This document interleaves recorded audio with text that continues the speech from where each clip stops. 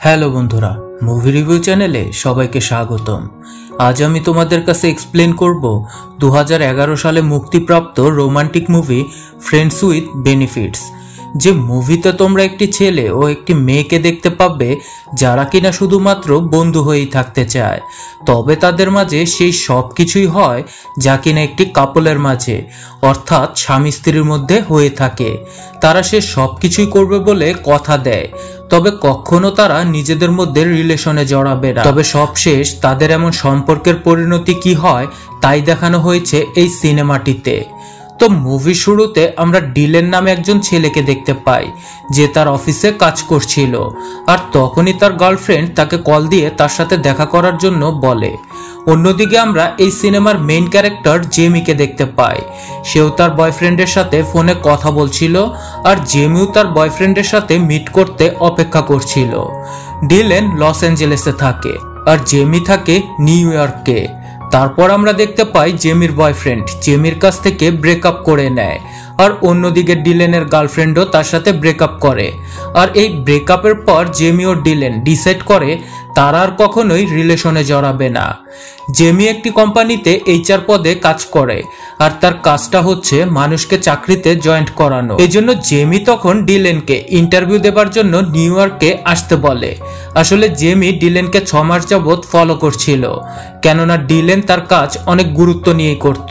এই জন্য জেমি চায় ডিলেনকে যেভাবেই হোক তাদের কোম্পানিতে জয়েন্ট করাতে, আর তাকে জেমি তাদের কোম্পানিতে জয়েন্ট করাতে পারলে সে ভালো একটা কমিশন পাবে। এই জন্য সে তখন ডিলেনকে এয়ারপোর্ট থেকে নিয়ে আসার জন্য যায়, আর সেখানেই তাদের প্রথম দেখা হয়। গাড়িতে বসে ডিলেন জেমিকে বলে, আমার মনে হয় না আমি এই কোম্পানিতে কাজ করতে পারবো। তখন জেমি ডিলেনের কনফিডেন্স বাড়ানোর জন্য বলে, আমি জানি তুমি ইন্টারভিউতে সাকসেস হবে, তুমি শুধুমাত্র তোমার বেস্টটা দিয়ে ট্রাই করবে। তারপর ডিলেনের ওই কোম্পানিতে চাকরিটা হয়ে যায়। তখন ডিলেন বলে এই চাকরিটি সে করবে না, কারণ তার নিউ ইয়র্ক শহর একদমই পছন্দ না। তখন জেমি বলে, চলো তোমাকে নিউ ইয়র্ক শহরটা ঘুরিয়ে দেখাই। এরপর জেমি তাকে নিউ ইয়র্ক শহরের সুন্দর সুন্দর প্লেসগুলো ঘুরিয়ে দেখায়। তখন ডিলেনের কাছে নিউ ইয়র্ক শহরটা খুবই ভালো লাগে, আর ডিলেন তার নতুন চাকরিটা করতে রাজি হয়ে যায়। পরের দিন যখন ডিলেন অফিসে কাজ করছিল, তখন জেমি এসে তাকে একটা কন্ট্রাক্ট পেপারে সাইন করায়, আর বলে তুমি এই চাকরিটা অন্তত 1 বছর করবে, এর আগে ছাড়বে না। কারণ ডিলেন যদি 1 বছরের আগে তার চাকরিটা ছেড়ে দেয় তাহলে জেমি সেই কমিশনটা পাবে না। তো এরপরে তারা দুজন মিলে লাঞ্চ করার জন্য যায়, আর সেখানে গিয়ে তারা একে অপরের অতীত সম্পর্কে বলতে থাকে। তারপর জেমি ডিলেনকে বলে আগামীকাল তাদের বাসায় একটা পার্টি আছে, আর ডিলেন যেন সেখানে উপস্থিত থাকে। পরের দিন সন্ধ্যায় ডিলেন সেই পার্টিতে আসে, আর তখন তারা একসাথে অনেক মজা করে। এভাবেই আস্তে আস্তে তাদের বন্ধুত্ব আরো গভীর হতে থাকে। তারা দুজন একসাথেই সারাক্ষণ ঘোরাঘুরি করে, একসাথে অফিসে যায়, আর তারা সবকিছু একসাথে এমন ভাবে করে যেমনটা একজন স্বামী স্ত্রী বা প্রেমিক প্রেমিকার মধ্যে হয়ে থাকে। তারপরে একদিন তারা দুজন মিলে বাসায় বসে একসাথে টিভি দেখছিল। তখন জেমি বলে, আমাদের লাইফটা যদি সিনেমার অ্যাক্টরদের মতো হতো তাহলে কতই না ভালো হতো। যখন আমি উদাস হয়ে বসে থাকতাম তখন ঘোড়ায় চড়ে কোনো এক রাজকুমার আসতো আর এসে আমাকে খুশি করে দিত। ডিলেন তখন বলে এগুলো কেবল মুভিতেই মানায়, রিয়েল লাইফে এর কোনো সম্পর্ক নেই। তখন এটা নিয়ে তাদের মাঝে খুব কথা কাটাকাটি শুরু হয়ে যায়। তখন ডিলেন মেয়েদের নিয়ে বাজে বাজে কথা বলতে থাকে, আর জেমিও তখন ছেলেদের সম্পর্কে আজে বাজে কথা বলতে থাকে। তখন ডিলেন বলে কড়াকড়ি আসলে একটা টেনিস ম্যাচের মতো হওয়া উচিত, খেলো আর খেলা শেষে বের হয়ে যাও। আর তখনই ডিলেনের মাথায় একটা খারাপ বুদ্ধি আসে, আর সে জেমিকে গিয়ে বলে তার সাথে সে একটা টেনিস ম্যাচ খেলবে, অর্থাৎ অন্তরঙ্গ হবে আর কি। কিন্তু জেমি তখন তার এই প্রস্তাবে রাজি হয় না। জেমি বলে আমি তোমাকে এই নজরেই দেখি না। ডিলেন তখন বলে এ কারণেই আমি বলছি, কেননা এতে আমরা খালি ফিজিক্যালি রিলেশন করব, এতে না কোনো অ্যাট্রাকশন থাকবে না কোনো ফালতু কমিটমেন্ট।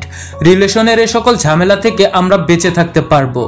কিছুক্ষণ ধরে খুব বোঝানোর পর জেমিও তখন রাজি হয়ে যায়। তখন তারা দুজন মিলে বাইবেলে হাত রেখে কসম কাটে, আর বলে আমরা দুজন মিলে যতই কুলুকুলু করি না কেন সবসময় শুধু বন্ধু হয়ে থাকবো, কখনোই আমরা রিলেশনে জড়াবো না। তারপর তাদের মধ্যে শুরু হয়ে যায় মজাদার টেনিস খেলা। মানে তারা একে অপরের উপরে উঠে খেলতে শুরু করে, কিন্তু খেলা শেষে তারা একে অপরের উপর রেগেও যায়।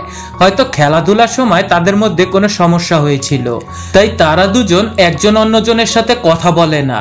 তারপর জেমি একদিন লাঞ্চের সময় ডিলেনের কাছে যায়, আর সে ডিলেনকে নিয়ে একটি পার্কে যায়। সেখানে জেমি তাকে বলে, আমরা বলেছিলাম আমাদের এমন ফিজিক্যাল রিলেশনের জন্য আমাদের বন্ধুত্বের মধ্যে যেন কোনো প্রকার ইফেক্ট না পড়ে, কিন্তু এতে আমাদের মধ্যে ইফেক্ট পড়েছে, তাই আমরা আজ থেকে এসব আর কখনোই করব না। কিন্তু পরের দিন থেকে তারা একজন আরেকজনকে দেখে আর নিজেদের কন্ট্রোলে রাখতে পারে না। মানে তাদের মধ্যে আবারও টেনিস খেলা শুরু হয়ে যায়, আর সেদিন তারা অনেকবারই খেলে। আর এভাবে অনেকদিন পর্যন্ত তাদের মাঝে খেলাধুলা চলতেই থাকে।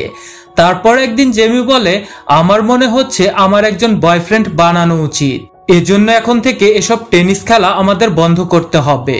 পরদিন যখন তারা ঘোরাফেরা করতে থাকে, জেমি সেখানে একটা ছেলেকে দেখে খুবই পছন্দ হয়ে যায়।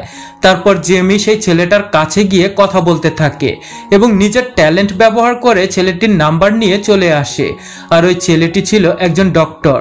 তারপর থেকে তাদের দুজনের মাঝে ডেটিং শুরু হয়ে যায়। এভাবে 4 দিন পর্যন্ত তারা দেখা করে, আর 5ম দিনে তারা একটা টেনিস ম্যাচ খেলে ফেলে। সারা রাত টেনিস খেলে সকালবেলা সেই ছেলে জেমিকে কিছু না বলেই চলে যাচ্ছিল। তখন জেমি তাকে দেখে ফেলে আর বলে, তুমি এভাবে পালিয়ে যাচ্ছ কেন? তখন ছেলেটি বলে, আসলে আমি তোমার স্বপ্নের রাজকুমার হতে পারবো না। এটা শুনে জেমি প্রচন্ড রেগে যায়। সে তাকে কিছু কথা শুনিয়ে সেখান থেকে চলে আসে। এরপর জেমি ডক্টরটা সম্পর্কে ডিলেনের কাছে বলতে থাকে।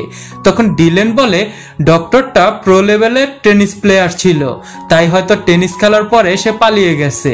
তখন ডিলেন জেমিকে আরো বলে, আমি আমার পরিবারের সাথে ছুটি কাটাতে যাচ্ছি। সে জেমিকে একটা পেন্টিং গিফট দিয়ে যায়, আর এটা পেয়ে জেমি তখন অনেক খুশি হয়ে যায়। তারপর ডিলেন চলে যায়, আর জেমিও তখন বলে, আমিও কটা দিন মায়ের সাথে ছুটি কাটিয়ে আসি।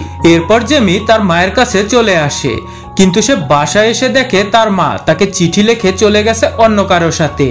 তখন জেমি ডিলেনকে কল করে। তখন ডিলেন বলে, তাহলে তুমি আমার সাথে আমাদের বাসায় চলো। তারপর তারা দুজন মিলে ডিলেনের বাসায় চলে আসে।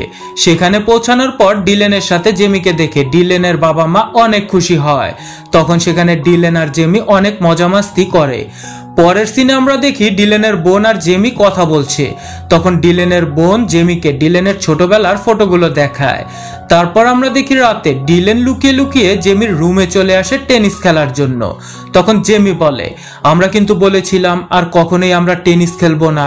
তখন ডিলেন বলে, শোনো, তুমি এখনো সিঙ্গেল রয়েছো, আর যখন তুমি আমার বোনের সাথে কথা বলছিলে তখন তুমি আমাকে কিছু একটা ইশারা করেছিলে।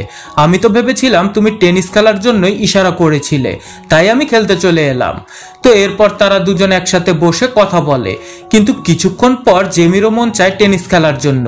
তখন কি আর করার, তারা দুজনে মিলে টেনিস খেলতে শুরু করে। ম্যাচ শেষ করে যখন কিনা ডিলেন রুমের বাহিরে আসছিল, তখন ডিলেনের বোন তাকে দেখে ফেলে। পরদিন সকালে সবাই একসাথে বসে ব্রেকফাস্ট করছিল। তখন আমরা দেখতে পাই জেমি অনেক খুশি। তাকে দেখে মনে হচ্ছিল ডিলেনের ফ্যামিলির মানুষদের সাথে মিশে তার অনেক ভালো লাগছে। এর পরের সিনে আমরা দেখি ডিলেন জেমিকে লস অ্যাঞ্জেলেস শহর ঘুরিয়ে দেখাচ্ছে। ঘুরতে ঘুরতে তারা শহরের ল্যান্ডমার্ক হলিউডে চলে যায়। তারা ওই ল্যান্ডমার্কের উপর বসে গল্প করতে শুরু করে। এটা দেখে তখন পুলিশ তাদের কাছে দ্রুত হেলিকপ্টার নিয়ে চলে আসে। তখন জেমি ভয়ে সেখান থেকে লাফ দিয়ে নেমে পড়ে, আর সে ডিলেনকেও বলে লাফ দিয়ে নামতে, কিন্তু ডিলেন লাফ দিতে ভয় পাচ্ছিল। তখন পুলিশ এসে তাকে সেখান থেকে উদ্ধার করে, আর সেদিন এই ঘটনাগুলো কেউ ভিডিও করে ইন্টারনেটে ছেড়ে দেয়, আর 1 সপ্তাহ পর সেটি ভাইরাল হয়ে যায়, যা কিনা তখন টিভিতেও দেখাচ্ছিল, যা দেখে ডিলেনের বোন তখন অনেক হাসে। তো এরপর ডিলেনের বোন তাকে বলে, আমি সামনের সপ্তাহে এক জায়গায় যাব, এই জন্য বাবাকে তোমার কাছে কিছুদিনের জন্য রাখতে হবে। তখন ডিলেন বলে, এখন থেকে বাবা আমার সাথেই থাকবে, আর সেটা নিউ ইয়র্কে। তখন তার বোন বলে, তাহলে জেমির সাথে আমার আবার কবে দেখা হবে? ডিলেন তখন একটু রেগে গিয়ে বলে, সেটা আমি কি করে বলবো? তখন ডিলেনের বোন বলে জেমির সাথে, মানে তোমার গার্লফ্রেন্ডের সাথে কি তোমার ঝগড়া হয়েছে নাকি? তারপর ডিলেন বলে জেমি আমার গার্লফ্রেন্ড না, জেমি শুধুমাত্র আমার একজন ভালো বন্ধু, আর কিছুই না। তখন তার বোন বলে আমি সেদিন রাতে তোমাকে জেমির রুম থেকে বের হতে দেখেছিলাম, এই জন্য আমার সাথে মিথ্যা কথা বলো না। ডিলেন তখন বলে জেমি আমার বন্ধুই, আর সে শুধুমাত্র মজামাস্তি করার জন্যই আমার সাথে খেলেছিল, তাছাড়া আমাদের মাঝে অন্য কোনো সম্পর্কই নেই। তখন তার বোন বলে জেমি খুবই ভালো একজন মেয়ে, তাকে তোমার গার্লফ্রেন্ড বানানো উচিত। তখন ডিলেন বলে এটা কখনোই সম্ভব নয়, কারণ জেমি মোটেও ভালো মেয়ে না, এমনকি তার মাথাতেও প্রচুর সমস্যা আছে, আর চরিত্রও ভালো না। আর এইসব কিছুই জেমি লুকিয়ে লুকিয়ে শুনছিল। এসব শুনে জেমির তখন অনেক খারাপ লাগে। তারপর রাতে যখন সবাই একসাথে বসে খাবার খাচ্ছিল, তখন জেমি বলে তার অফিস থেকে কাজের জন্য জরুরি কল এসেছে, এজন্য তাকে এক্ষুনি যেতে হবে।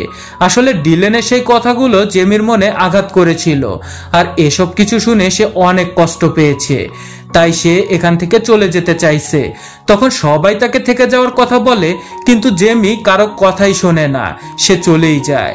আর কিছুদিন পর ডিলেনও নিউ ইয়র্কে চলে আসে। তখন সে জেমির সাথে কন্ট্রাক্ট করার জন্য ফোন করে, কিন্তু জেমি তার ফোন রিসিভ করে না। তার পরের সিনে আমরা দেখি জেমির কাছে কোম্পানি থেকে কল আসে, আর তারা বলে ডিলেন যেন তাদের সাথে কাজ করে। তখন জেমি বলে ডিলেনের এখানে এখনো 1 বছর হয়নি, তাই সে চাইলেও এখান থেকে যেতে পারবে না, কারণ এটা ডিল করা। অন্যদিকে আমরা ডিলেনকে বারবার জেনির সাথে কন্ট্রাক্ট করার চেষ্টা করতে দেখি, কিন্তু যখন ডিলেন দেখে সে কল উঠাচ্ছে না, তখন ডিলেন জেমির ফেভারিট জায়গায় যায়, আর সেখানে গিয়ে ডিলেন জেমিকে পেয়েও যায়, আর জেমির কাছে সে সরিও বলে। তখন জেমি বলে তুমি আমার ভালো বন্ধু কখনোই হতে পারবে না, কেননা একজন বন্ধু কখনো আরেকজন বন্ধুর সম্পর্কে খারাপ কথা বলতে পারে না। এখানে তখন তাদের মাঝে ঝগড়া হয়। তার পরের সিনে আমরা দেখি জেমির কাছে একটা কল আসে, যেখানে জেমিকে বলা হয় ডিলেন জব ছেড়ে চলে যেতে চাচ্ছে। এই খবরটা শুনে তখন জেমি ডিলেনের সাথে দেখা করতে চলে আসে, যেন সে ডিলেনকে আটকাতে পারে। তখন সে ডিলেনকে বলে তুমি এমন করে এখান থেকে চলে যেতে পারো না, কারণ তোমার সাথে আমার 1 বছরের একটা ডিল হয়েছে, আর এখন যদি তুমি এখান থেকে চলে যাও তাহলে আমি সেই কমিশনটা পাবো না। তখন ডিলেন বলে আমাকে যেতেই হবে, কারণ আমি সেখানে অনেক ভালো একটা পজিশনে চাকরি পেয়েছি, আর তাছাড়া তুমি তোমার কমিশনের টাকা পেয়ে যাবে, যেটা আমি আমার নিজের পকেট থেকে দিয়ে দেব। এখানে তাদের মধ্যে অনেক ঝগড়া হয়। জেমি তখন ডিলেনকে বলে লাগবে না তোমার ওই বালের টাকা, আর জেমি তখন সেখান থেকে চলে যায়। তো এরপর আমরা দেখি জেমির মা জেমিকে বোঝানোর অনেক চেষ্টা করছে। তার মা তাকে বলে আমার জীবনে অনেক ছেলেই এসেছে, এর মধ্যে তোমার বাবাই শুধুমাত্র আমার জন্য পারফেক্ট ছিল, কিন্তু সেটা বুঝতে আমি অনেক দেরি করে ফেলেছি। আমি নিজে যে ভুলটা করেছি তুমি সেটা করো না, তা না হলে তোমাকেও আমার মতো একা একা থাকতে হবে সারা জীবন। তার পরের সিনে আমরা দেখতে পাই ডিলেন তার বাবাকে এয়ারপোর্ট থেকে আনতে যায়। তখন তার বাবা তাকে বলে আমি যখন নেভিতে ছিলাম তখন আমার জীবনে অনেক মেয়ে এসেছে যারা আমাকে খুব ভালোবাসতো, কিন্তু আমি এই কথাটা আগে বুঝতে পারিনি। তাদের থেকে একজনকে আমার বেছে নেওয়াটা উচিত ছিল, কিন্তু তখন আমি সেটা বুঝতে পারিনি। আর তারপর আমি তোমার মাকে বিয়ে করি, আর সে আমাকে ডিভোর্স দিয়ে একা ফেলে রেখে চলে যায়, আর এখন এই বয়সে আমাকে একা একাই কাটাতে হচ্ছে। এই জন্য তুমি আমার মতো এমন ভুল করো না। সব কথা শুনে ডিলেন তার বাবাকে বলে আমাদের সবকিছুই ওলটপালট হয়ে গিয়েছে, কারণ সে এখন আমার সাথে কথা পর্যন্ত বলে না। তখন তার বাবা তাকে সব মিটিয়ে নেওয়ার পরামর্শ দেয়। পরের সিনে আমরা জেমিকে দেখি সে একটা পার্টি হলে এসেছে, যেখানে তার মা তাকে দেখা করার জন্য আসতে বলেছিল, কিন্তু এখানে এসে জেমি তার মাকে দেখতে পাচ্ছিল না। তখন জেমি তার মাকে জিজ্ঞেস করে তুমি কোথায়? তখন তার মা বলে আমি শার্ট পরা একটা ছেলের কাছে দাঁড়িয়ে রয়েছি। তখন জেমি বলে এখানে তো অনেকেই শার্ট পরে রয়েছে, আমি কি করে বুঝবো তুমি কোথায়? তার মা বলে এই যে দেখো, আমি সিঁড়ির ওপর একটা শার্ট পরা ছেলের কাছে দাঁড়িয়ে রয়েছি। তখন জেমি সেই দিকে তাকায়, আর সে তখন ডিলেনকে দেখতে পায়। আসলে সেখানে জেমির মা ছিলই না, আর এটা জেমির মার একটা প্ল্যান ছিল জেমির সাথে ডিলেনকে মিলিয়ে দেবার জন্য। জেমির মা ডিলেন মিলে এই প্ল্যানটা করেছিল। এখানে জেমির কাছে ডিলেন তখন মাফ চায় আর বলে আমি তোমাকে অনেক মিস করেছি, তাছাড়া আমি তোমাকে অনেক ভালোবাসি। তখন জেমিও বলে আমিও তোমাকে মিস করেছি। তখন ডিলেন জেমিকে প্রপোজ করে, তারপর তারা সেখানে কিস করতে শুরু করে।